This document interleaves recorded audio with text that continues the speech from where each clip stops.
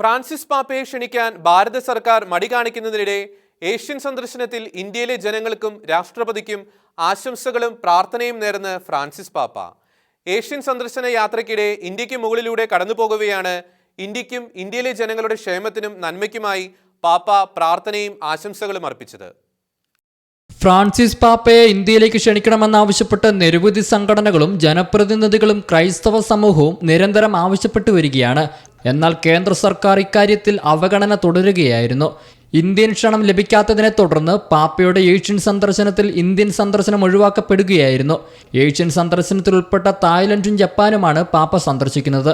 ഈ സന്ദർശനത്തിന്റെ ഭാഗമായി ഇന്ത്യക്ക് മുകളിലൂടെയുള്ള വിമാനയാത്രയ്ക്കിടെ പാപ്പ ഇന്ത്യൻ രാഷ്ട്രപതിക്കും ജനങ്ങൾക്കും ആശംസ നേർന്നത്. പാപ്പ സഞ്ചരിക്കുന്ന അൽ ഇറ്റാലിയ വിമാനം കടന്നുപോയ ക്രൊയേഷ്യ, ബോസ്നിയ തുടങ്ങിയ രാജ്യങ്ങൾക്കും പാപ്പ ആശംസ നേർന്നു. അതാത് രാജ്യങ്ങളിലെ പ്രസിഡന്റുമാർക്കാണ് സന്ദേശം അയച്ചതെന്ന് വത്തിക്കാൻ ന്യൂസ് വ്യക്തമാക്കി. സമാധാനത്തിന്റെയും സന്തോഷത്തിന്റെയും അനുഗ്രഹങ്ങൾ ഉണ്ടാകട്ടെ എന്ന പ്രാർത്ഥനയാണ് പാപ്പ അർപ്പിച്ചത്. ഇറ്റലി ബാങ്കോക്ക് യാത്രയ്ക്കിടെയായിരുന്നു ഇന്ത്യൻ വ്യോമാതിർത്തിയിലൂടെ പാപ്പ കടന്നുപോയത്. International desk, Shekinah news. Shekinah ടെലിവിഷന്റെ വാർത്തകളും പ്രോഗ്രാമുകളും യൂട്യൂബിൽ കാണുന്നതിനായി ഈ ചാനൽ സബ്സ്ക്രൈബ് ചെയ്യുക. നിങ്ങളുടെ മൊബൈലിൽ തത്സമയം നോട്ടിഫിക്കേഷൻ ലഭിക്കുന്നതിന് ബെൽ ബട്ടണിൽ വിരലമർത്തുക.